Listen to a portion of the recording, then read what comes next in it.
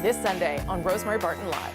I met with leaders from Asia, Africa, Europe, Latin America, and the Caribbean, seeking new export markets and new opportunities for Canadians. The Prime Minister's week of diplomacy, looking to forge stronger ties with allies and to depend less on the United States while working to reset relations with China and India.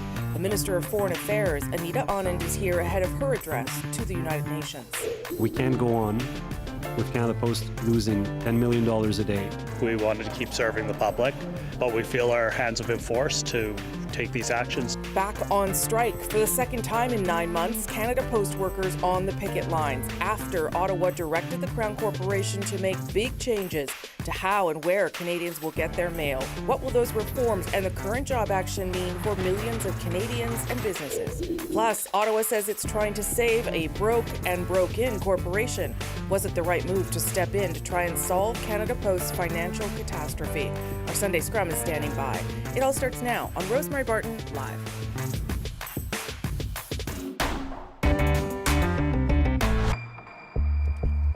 Hey, thanks so much for joining us on this Sunday. The Prime Minister is on his way back from London, where he spent the weekend meeting with world leaders to discuss trade and new opportunities for Canada. I'm more certain than ever that there are endless possibilities for Canada. These possibilities will be realized through new partnerships between countries, with the private sector, with investors, with our allies. It is the culmination of a very foreign policy-centered week. It began in New York, where Canada announced its recognition of the state of Palestine, a significant shift in policy we talked about on this show last week. Canada has also now officially restarted diplomatic relations with India. India's new High Commissioner started in his job just this past week in Ottawa. Carney is also talking about meeting the Chinese president soon. And the Minister of Foreign Affairs, Anita Anand, joins me now in studio. Nice to see you, Minister. Great to see you. Appreciate making the time. I'm going to start with the United Nations and the Middle East because it's sort of what has happened over the past week. The Israeli Prime Minister Benjamin Netanyahu gave a speech on Friday where he pledged to eliminate Hamas from Gaza, but he also said directly to Western leaders, and I will quote him here, "Israel will not allow you to shove a terror state down our throats." What do you make of that rebuke from the Prime Minister? Well, the Government of Canada is in accordance with the view that Hamas can play no role in the future governance of Palestine. Hamas must lay down its weapons, Hamas must demilitarize and return the hostages. At the same time, it has been long-standing Canadian government policy to recognize two states, and that includes a state of Palestine living side by side in peace and security with Israel and Israelis. But there are no interlocutors on either side that want those things right now. Well, right now we actually have President Trump and Steve Witkoff engaged with the Arab states to discuss a potential peace plan. So to some extent there are interlocutors and there is a potential path forward. At the end of the day, we do want to see peace. That is what President Trump was speaking about in front of the General Assembly. And we need to ensure that the Palestinian Authority is part of this discussion. Our decision on recognition really rests on the Palestinian Authority fulfilling the promises in the Abbas letter that was sent to Prime Minister Carney. Okay, well, on that, those were sort of the conditions that were laid out for Canada and others to make this recognition. But it doesn't really change anything on the ground. It certainly doesn't change anything for the people in Gaza. What will happen if the Palestinian Authority doesn't follow through on these conditions? Well, I want to say and push back a little bit on this idea that it doesn't change anything. You're right. We recognize that this is not a panacea, this decision relating to recognition.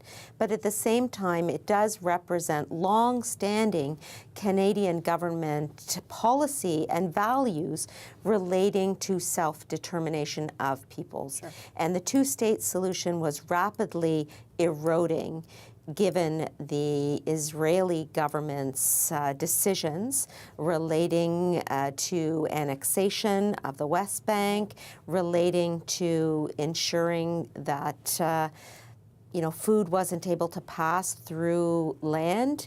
And at the end of the day, the two-state solution policy is what we gave voice to in the decision to recognize at this time. Recognize that this is not a panacea, as I said, but it is one step in the process towards the two-state solution. But the fact that the Israeli government, the current government, does not believe in a two-state solution right now, is not looking for one, I wonder what it means then to put this recognition on the table, given that they are not committed to finding that solution.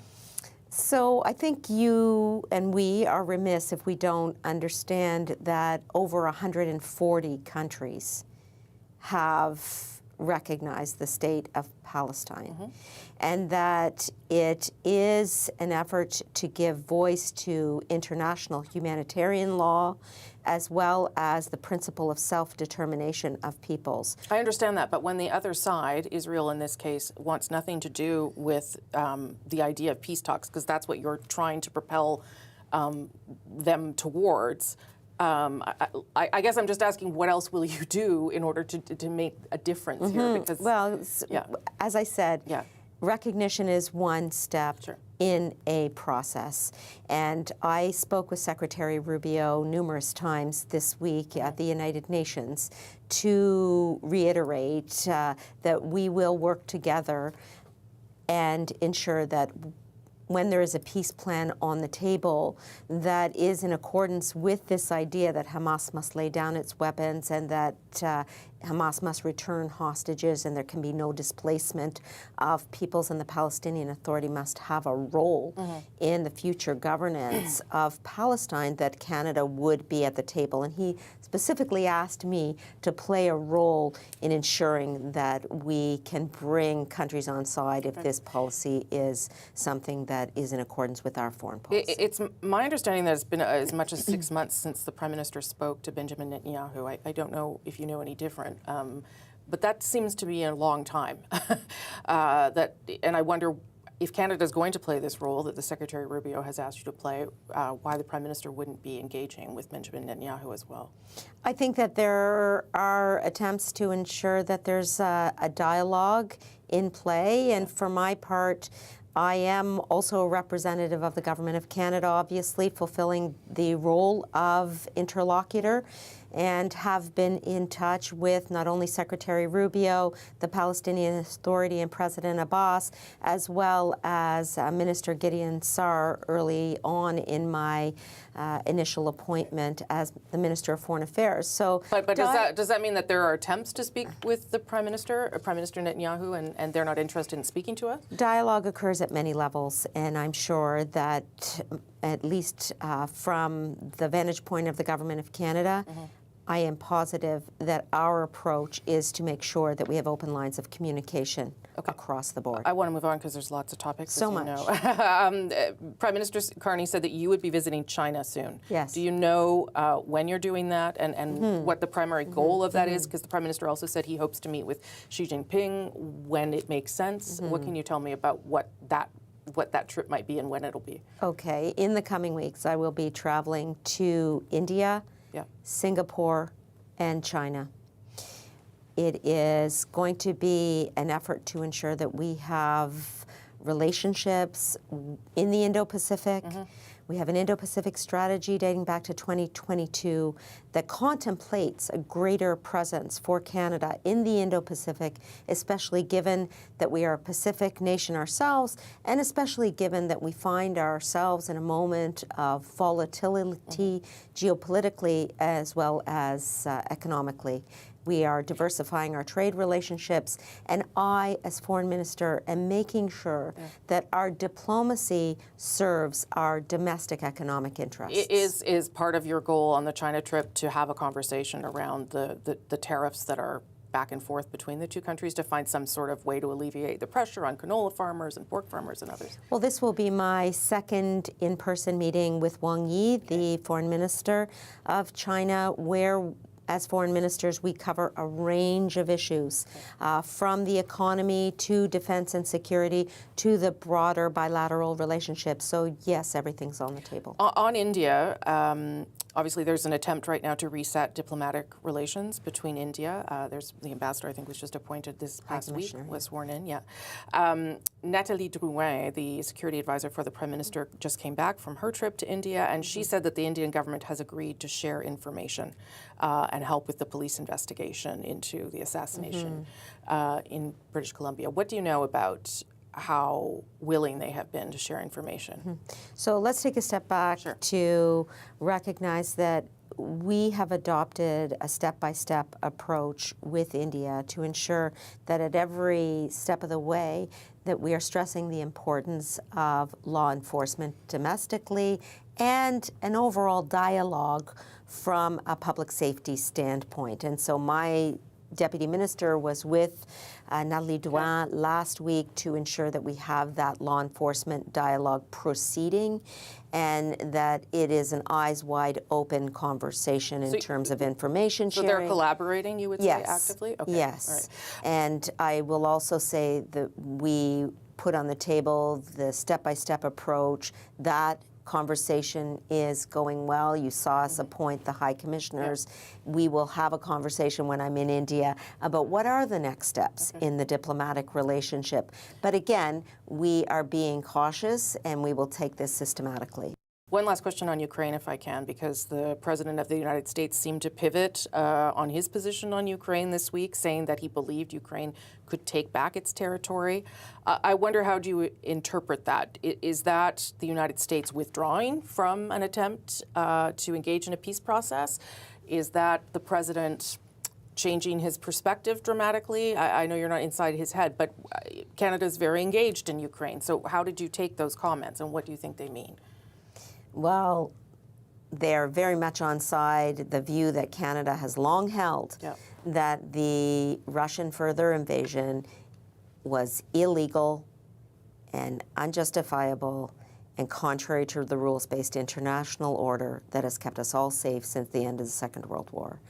And so in terms of NATO's position, as well as Canada's foreign policy, we are completely on side this priority to ensure that the territorial integrity of Ukraine, meaning Crimea as well, remains intact, and that the decisions about Ukraine's foreign policy rest with Ukraine itself.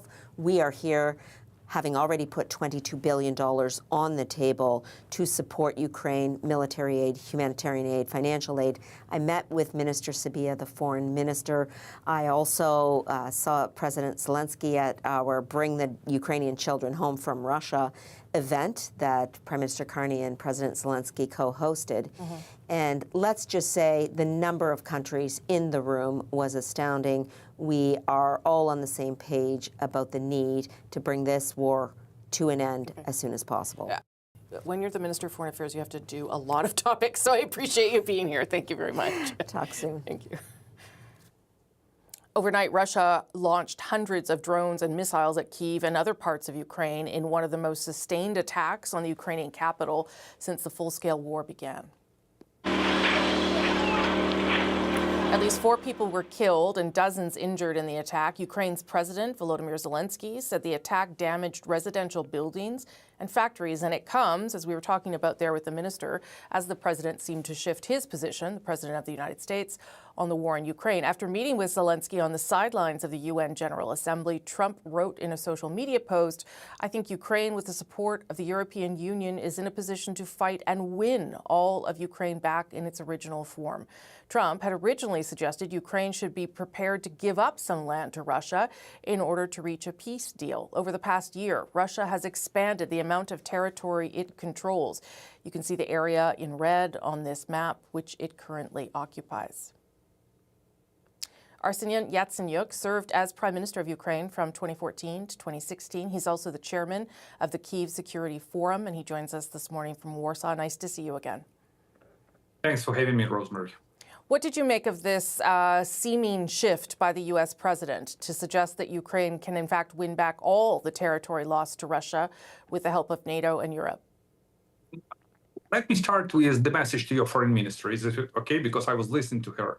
As she plans her trip to India and to China, I kindly request her to raise Ukrainian issue, as this is the biggest war since the World War II.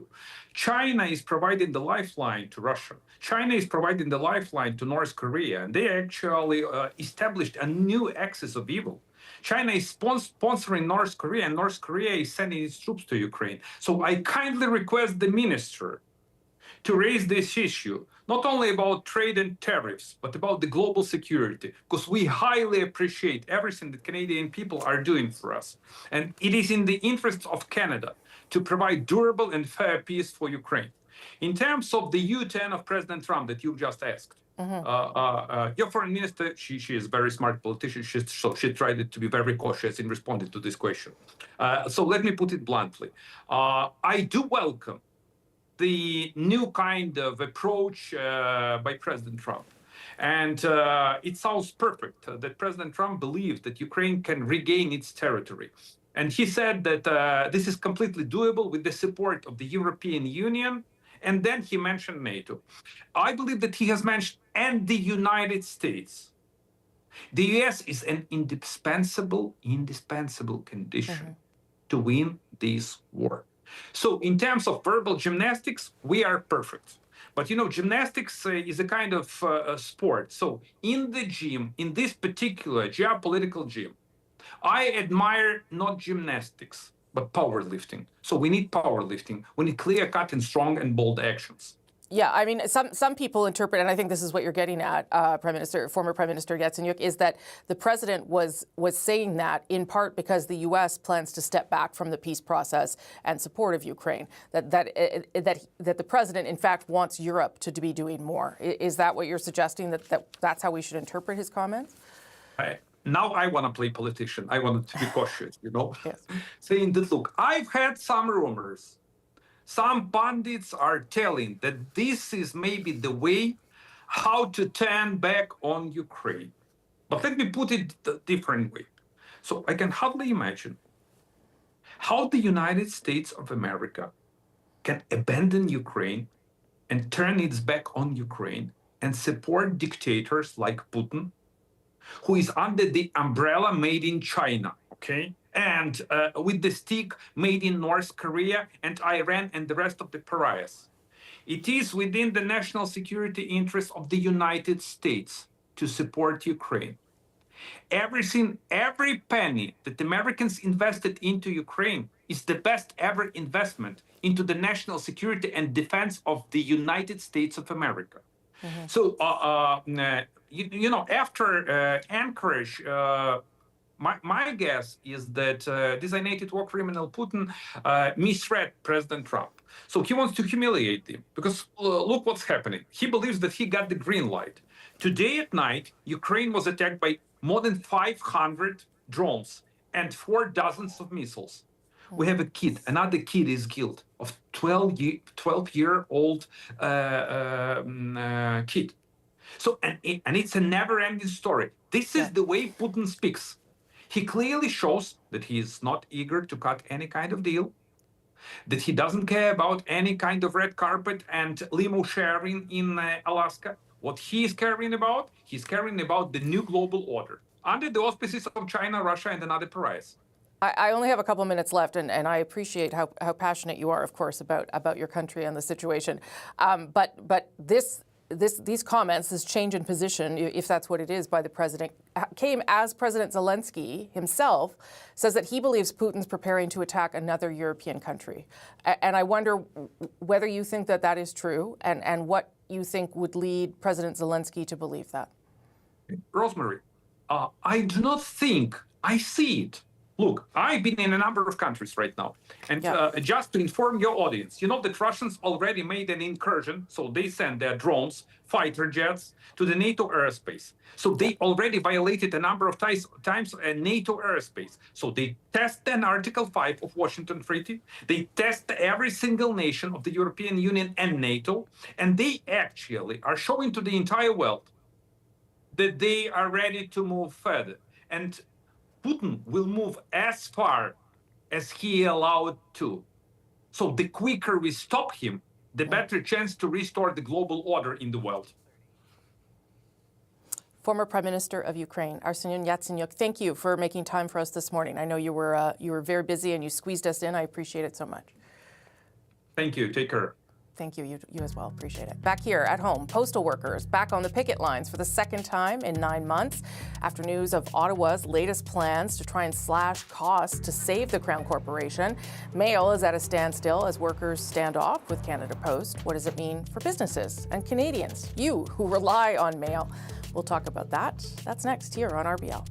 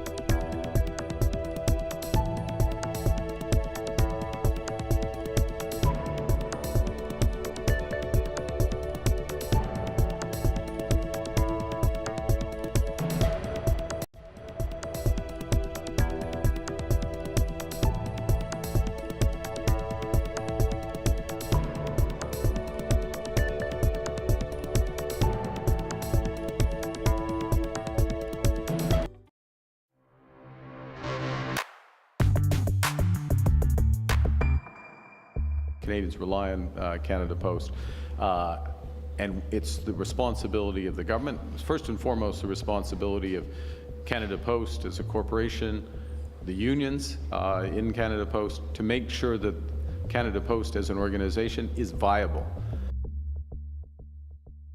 Saying significant changes need to be made at Canada Post to make it viable as an organization. His government has ordered the Crown Corporation to make a number of reforms in an attempt to stabilize its financial position. The government says the company lost more than $1 billion in 2024, and it's losing approximately $10 million every single day. That's why Ottawa is ordering Canada Post to come up with a cost-saving plan within 45 days. And it suggests, according to the recommendations, ending home delivery. That's about 4 million addresses that still receive their mail directly at their homes. Transitioning them to community mailboxes. 3/4 of Canadians already have those. And lifting the ban on closing rural post offices, which has been in place since 1994. The Mayor of North Grenville, Ontario, Nancy Peckford, joins me now. Nice to see you, Mayor. Yes, lovely to see you too. So your North Grenville is about 20,000 people, I think. Give me a sense of how the strike itself is going to affect your community. Well, obviously, as a small but growing community, we have a heavy reliance on Canada Post, just like so many communities across the country. So obviously, recognize that the strike situation is difficult for everyone. Of course, we support the right to strike, but it's going to be tough for our community. There's no doubt. Okay, so obviously the strike is in response to the reforms that were directed by Canada Post to put in place, authorizing the end of home delivery. Have you been hearing from people in the municipality about this? How are they feeling about that? Yeah, I absolutely have. I mean, some people certainly are very aware of the fiscal realities of Canada Post and that there's a desire for operational efficiencies. But at the same time, we have a very large rural urban municipality, 350 square kilometers, in fact, both the town of Campbell and several rural hamlets. And the elimination of home delivery, particularly on rural roads, will be challenging for some of our residents. There is no doubt. Yeah. The other thing that you will feel, I think, in a real way, and part of the reason we're talking to you, is that the federal government is lifting the moratorium that had been in place since 1994 on closing rural post offices. If your post office is shut down, what happens? I think it's a devastating development for North Grenville. Our post office is a hub. It's in the downtown, the heart of Kemptville. It's a very active place. It really is not just a busy place, but it's an opportunity for people to connect, check in, frequent, a downtown location. So we're very, very worried that Canada Post might, target smaller communities like ours. While we know we're growing, and in fact, Canada Post has expanded its service in the municipality by virtue of our growth, it would be very sad and quite disruptive to see the disappearance of our local post office. Do you think that should be off the table? I think that the Canada Post really needs to start talking with municipalities. I understand it's still early days, and really this is my invitation on behalf of, I think, small towns across the country to engage in a dialogue, to really see what it looks like on the ground. I think numbers tell one story and people tell another, and I think it's incumbent upon Canada Post now, given where they're at, to really engage strategically municipalities so that we can certainly share our perspectives and they can hear directly from the clients that they serve. Yeah. Mayor Peckford, thank you for making the time. I appreciate it very much. I really appreciate your time. Thanks so much. The Canada Post strike obviously means mails and parcels aren't being processed or delivered, and that is affecting Canadian citizens, residents, and businesses nationwide. The strike is another blow to small businesses. Joining me now is Lorne James. He sells model trains across Canada from Tillsonburg in southwestern Ontario. Good to see you this morning, Lorne. Thanks for having me back, Rosemary. Yeah, and I love to see you there with your trains. When we last spoke, there was another strike. That's when we last talked to you. Here we are again. How are you feeling? One big giant nightmare keeps on going with Canada Post, servicing small businesses like ours across Canada. It's frustrating. At least this time it's not Christmas and Black Friday and Cyber Monday, but now we have a service interruption with no potential restore date. And we still haven't fixed the root cause of Canada Post bleeding money and reduced services and clients leaving Canada Post after the last strike, as well as clients leaving after the previous work stoppage. So they have to stop bleeding soon. So I guess that's a good way to ask you the question: why do you use Canada Post and not someone else? So after the strike that happened in November, we implemented multiple shippers, and we continued with multiple shippers after they returned to work. But there's some addresses that you can't service, some addresses that only have a PO box, and there's parts of northern BC and parts of northern Quebec and parts of northern Ontario that is only serviced last mile by Canada Post. So you could use Canpar, FedEx, or UPS, but they still hand it off to Canada Post. Right. So that service is still needed in those spots, but I think a reduction of service and a review of retail assets, locations, labor, both on the union and management side, has to have a reduction. They need a reorg. They need a reorg and a restructure to sustain businesses like ours to keep using them. Yeah. So what's the impact on your business? It's obviously only been a few days, but I know for you, you immediately start feeling it. Generally about 4,000 to 5,000 in lost sales a day. We did experience lost sales when the U.S. took out de minimis in the end of August, as well as the first round of May. So it's all incremental. Thankfully, I have a strong domestic customer base that has stayed with me and stayed with our company and our family business for years and steadfast. But you're trying to find alternates and you're trying to meet that end of mile. And some customers, we're just going to hold their parcels. And with Prime Minister Carney requesting us to diversify trade, I have customers outside of Canada in Europe, Australia, EU, and now I have to find alternates with them to ship rather than using the postal service. So it's a challenge moving the hot potato around, but our customers have been faithful to us, and we do appreciate their support and strength. I'll just end on this. You obviously have strong views about Canada Post. You want it to continue, it sounds like, but you do think that it also needs to modernize and change a bit. Absolutely. Canada Post grew during the pandemic when COVID had made e-commerce more powerful. Our business grew tremendously, but when they started losing large clients and built up infrastructure and had laborers, they should have started to make right-size changes. Now they need to make a lot of right-size changes, both in reduction of union labor, management labor, likely reducing of leaseholds, retail locations, and probably overcapacity of some of their supply point and sorting centers. So they've got a lot of systematic changes that are not just one-time operational losses that they're going to have to financially absorb, but Canada Post still has a mandate to service the country, but it's probably going to be on a reduced schedule, both with going to community boxes as well as more locations for pickup and parcels if you can't get service at your door. Lauren, before I let you go, what am I looking at? What is this train right in front of you? This cool bridge and the train. I decided today to do something simple for the viewers on CBC on your show. This bridge in front of me is called the Cisco Bridge, which spans the Thompson Fraser River Canyon out in BC. And this is a handmade bridge in brass made years ago. And it's an iconic bridge out in the west coast of BC. And I had some Canadian content. This car being the car that we make, it's actually made real life in National Steel Car in Hamilton. Yeah. Another car that is serviced down in Welland. They do pipe all over the world. Yeah. And then our caboose that we make. So I like to have a lot of Canadian Anna to tie in the show. That's very thoughtful of you. You could turn me into a model train aficionado if I talk to you enough. Lauren, thank you for sharing all this with us. We appreciate it. Nice to see you again. Thanks for having me, Rosie. Okay, have a good Sunday. Not the first time governments have wanted to reform how Canada Post operates. What are the political implications of the changes this time around? Our Sunday Scrum is with us next. You're watching RBL.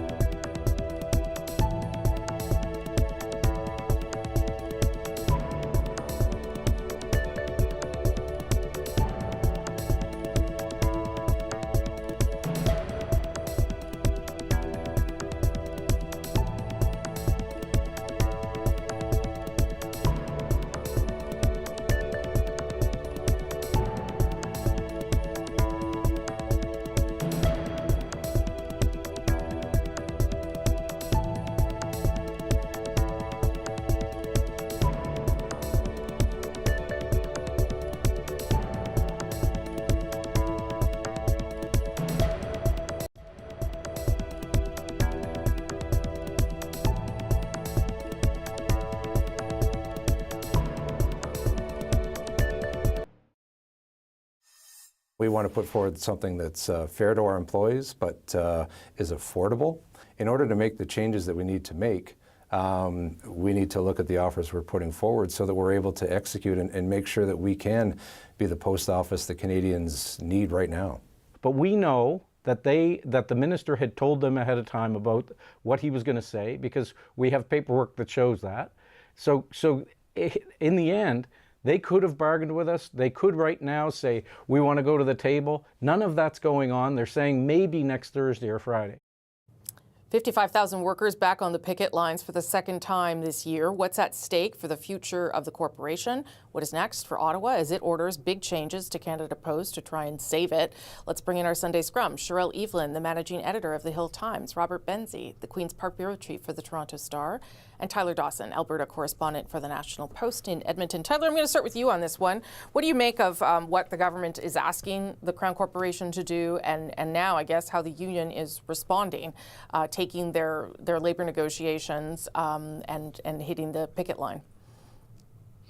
I think, and I'm sure viewers have heard this a lot over the last couple of days, but it feels like Groundhog Day. It feels like we're back in 2013, 2014, whenever it was that Stephen Harper's government tried to make some of these changes. So, but now we have sort of 10 years of distance between that and years of financial problems for Canada Post that now need to be addressed. So in some ways it feels not at all the same, but on the other hand, we now have all this evidence that something really needs to change. So that feels quite different. On the union front, I think the union is gambling that there's going to be a lot of public sympathy. And there's been a lot of talk over the past few months about the way that this government has handled labor relations, legislating people back to work and things like that. I wonder, though, if this is very materially different from some of the other labor action we've seen, mainly the Air Canada strike a month or so ago. At that point, you had a very, very clear question that Canadians could identify with, and that was, should people be paid for the work they're doing? This is not that situation. It is much less clear, to me at least, that there's going to be massive public support for the union on this one, like there was in the Air Canada situation. So it's all a bit of a risky situation for everybody involved, I think. Yeah, Rob, I think Tyler hits the nail on the head there. It's not clear to me what the outcry will be, particularly given that taxpayer money is propping up Canada Post right now. And you can blame management or the union or whatever, but it is true that taxpayer money is keeping it going. Yeah, and I think I'm glad Tyler brought up 2014, because when Prime Minister Harper's Tory government tried to do that, there was a huge outcry, and it was an issue in the 2015 election. It helped Justin Trudeau's Liberals win that election. Look, Rosie, I'm one of the 25% of Canadians who still has home delivery, and my mail carrier is a lovely fella, and I feel for the 53,000 Canada Post workers who are on strike, but the four of us also work in a media industry that has been disrupted by technology, by changing habits. And we've seen a situation that this isn't the 1970s anymore, when a postal strike literally ground this country to a halt. We remember Jean-Claude Perrault, the Cup W union leader who went to jail for refusing a back-to-work order. He was a very, very powerful and influential person, a real bane to Prime Minister Pierre Trudeau's Liberal government at the time. But it's not the same now. People have different choices. They're not waiting for their bills and things to arrive in the mail. I mean, I wish everyone read the newspaper, physical newspaper, every single morning, but they don't. They look at their phones and they get their news and things and information through alternative sources. And unfortunately, the Canada Post is victims of a disruption in a changed society, a changed world. Yeah, I'm glad you laid out all that sort of political history, because it's not the first time that this has happened, right? That the government has had to grapple with the future of Canada Post. In some ways, Sherelle, it feels like all we did was sort of hit the pause button 10 years ago, and we're back to where we were, if not worse, because the pandemic and other things just really dramatically changed the way people get things and send things around. Yeah, absolutely. I would say that yes, we've hit the pause button, and we've come out of that pause into a more apocalyptic environment than there had been before, if I may be so grim. But absolutely, that there are so many factors, and these are why, to Tyler's point and to Rob's point, this is why the public support might not be there in the same way that it was back, 10 years ago, back when you had then the Montreal Mayor Coderre taking a jackhammer to the slab that they had put down in a city for a community box. More people are saying, okay, we've lived with these, we understand these, we know what the current situation is, so why not roll it out to more addresses where it makes sense? Of course, you want to keep services where it doesn't make sense for people to actually get their mail. But, broadly speaking, in the last set of polling that I saw from Angus Reid, people are generally supportive of making reforms to Canada Post. And I think that push and pull of, should this be a service? Should this be a business? That's where that perception is falling apart. And people want Canada Post to remain a public service, but they aren't broadly supportive of it remaining in its current form, and they aren't broadly supportive of it just losing money. You had, your guest earlier, the Cup W negotiator, talking about, bringing up things like the military and other federally funded things that lose money. But at the same time, people aren't looking to, law enforcement or the military in the same way that they are looking at Canada Post and saying, well, I don't need mail to my door 5 days a week instead of 3. Yeah, and when so few people, because we are, as Rob, I'm one too, Rob, not a lot of people are getting the mail at their door anymore. So at some of the other changes that they're proposing, Tyler, like allowing part-time work on weekends to help deliver packages, that could actually make money for Canada Post. So it is a very difficult situation that the union and the corporation are in, for sure.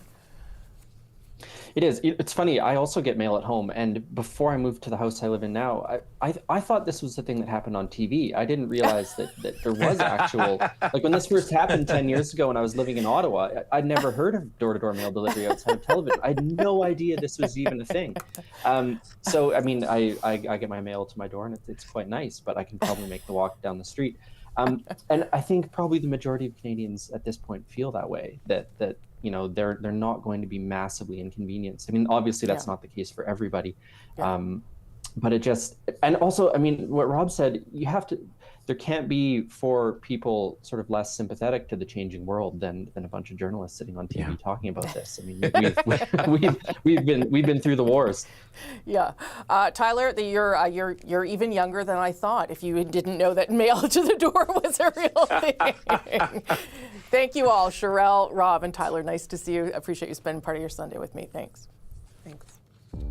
Tuesday will be the 5th National Day for Truth and Reconciliation in this country. Gatherings will take place right across Canada. It's also known, of course, as Orange Shirt Day, to honor residential school survivors and children who never returned. I'll speak with the former executive director of the Truth and Reconciliation Commission 10 years after the TRC released its final report and the hard work that's still underway. That's right after this.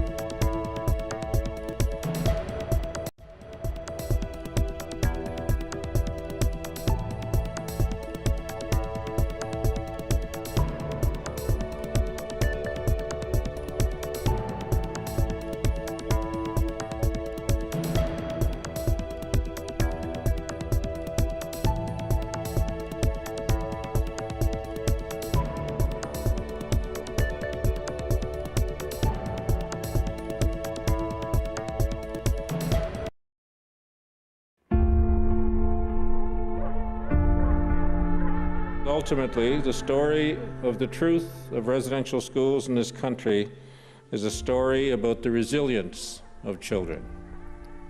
It is a story about surviving. It's now been a decade since the Truth and Reconciliation Commission laid out 94 calls to action aimed at addressing the legacy of residential schools and achieving reconciliation with First Nations, Inuit, and Métis peoples. Those 94 calls to action run across different levels of government and include child welfare, education, language and culture, health, justice, reconciliation. CBC News has been tracking progress on all of them through a project called Beyond 94. According to that analysis, 15 have been completed. The majority, 62, are works in progress. 17 have not started at all. Kimberly Murray is former executive director of the Truth and Reconciliation Commission. Thank you so much for joining me. Pleasure. We are reaching the 10-year anniversary of the TRC's final report and those 94 calls to action, and of course, ahead of Truth and Reconciliation Day. I just wanted your reflections on where you think the country is at in terms of its commitment to reconciliation, without going through all the calls to action, but just where the country is at. Well, I often reflect on the 94 calls to action in the last 10 years and the changes I've seen that have been made. But I've also reflect on the slowness of the process. And I think, that we have to acknowledge where things have been implemented, but also appreciate and acknowledge as a country that we have a lot more work to do to implement all the 94 calls. Yeah, and you're right. There's only been, I think, according to our tracker anyway, 15 that have actually been completed. Many happening, but not completed. But in terms of a conversation around reconciliation, where do you think that conversation in the country is? I was just having a conversation with someone yesterday about this and how did we think 10 years ago while we were working at the Truth and Reconciliation Commission and the commissioners that we would continue to have dialogue and conversations around reconciliation this far into the, after the TRC shut down. And, I'm a lawyer and I've seen lots of public inquiries and commissions of inquiry where we're not talking about those inquiries and the findings of those inquiries, even though those recommendations haven't been implemented. And so I am hopeful that young people and Canadians are committed to reconciliation. And even though we still have a lot of work to do, I think it's on the conscience of all Canadians, and it's part of their awareness that we have to take these steps to further reconciliation. As you mentioned there, you're a lawyer, and so a lot of the work that you've done has been sort of in the judicial world. Do you see any progress there when it comes to reconciliation? I would say this is one of the slow areas of progress when you identify the calls that have been implemented and not implemented, and very few of the calls related to the justice system have been implemented. And, I find that very problematic, right from, the call to action for law societies to do mandatory education of lawyers. We don't have that across the country in all the provinces. We still don't have all the law schools doing mandatory curriculum on the history of Indigenous treaties and laws and oppression. So there's a lot more that needs to be done. We continue to have the high rates of over-incarceration of Indigenous people. The government recently, the federal government recently released the Indigenous Justice Strategy with some strategies to help address some of these issues. And hopefully we'll see some movement in the near future. This government, the Carney government, is going to be making cuts to all departments to some extent. 15% is what's been asked for over a couple of years.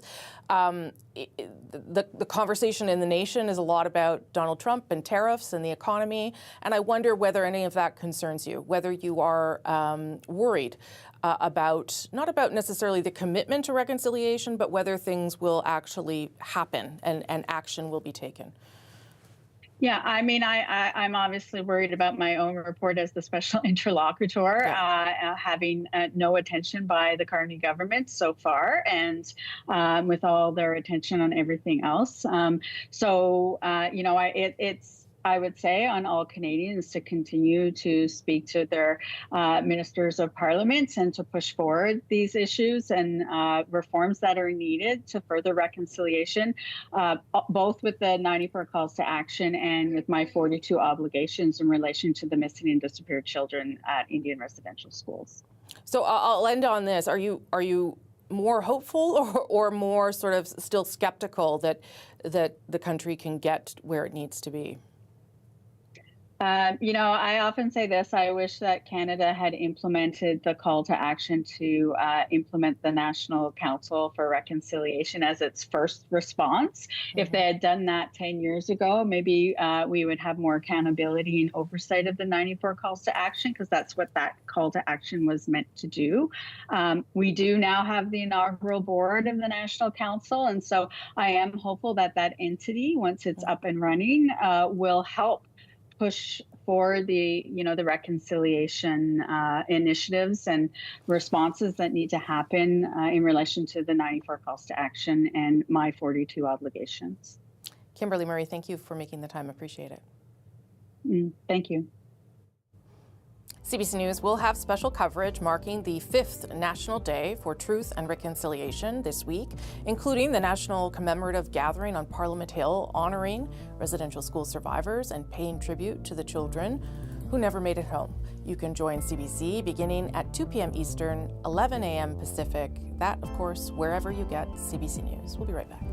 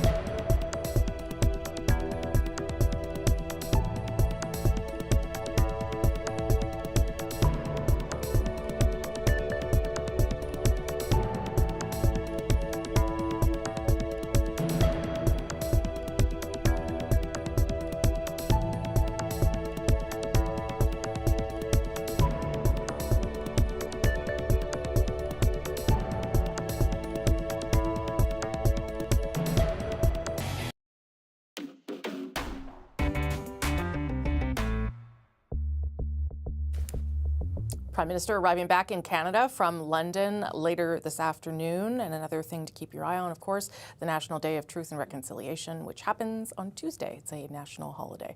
Thank you for watching on this Sunday. Good to see you. I'll see you back here next week, if not before. Take good care.